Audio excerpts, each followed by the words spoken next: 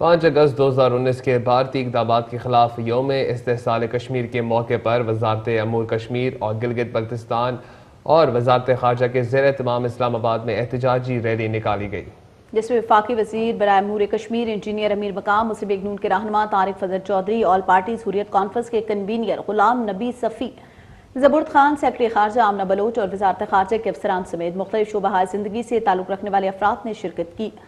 مقررین نے مقبوضہ کشمیر میں بھارتی مظالم کی شدید الفاظ میں مذمت کی۔ رضا عابد مصطفیٰ کی رپورٹ دیکھیے۔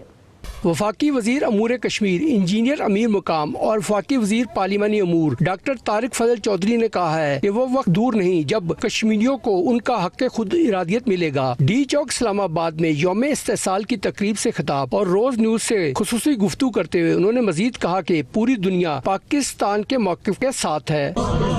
آج کے دن کا اہمیت ہے کہ دشمن کو میسج دینا ہے کہ آپ کی 5 اگست 2019 کا ایک طرفہ عمل نہیں مانتے۔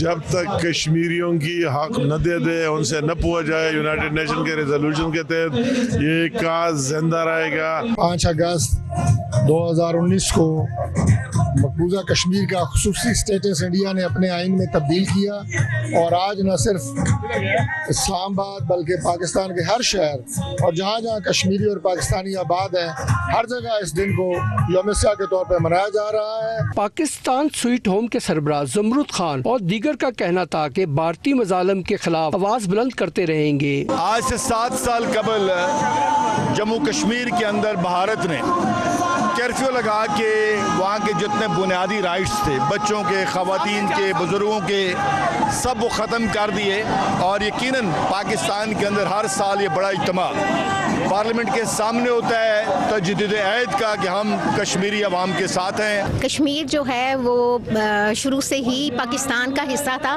اور انشاءاللہ ہم اس کو حاصل کریں گے۔ کشمیر بنے گا پاکستان انشاءاللہ۔ یہی کہوں گا کہ کشمیر ہمیشہ سے پاکستان کا حصہ ہے اور انشاءاللہ پاکستان کا حصہ رہے گا۔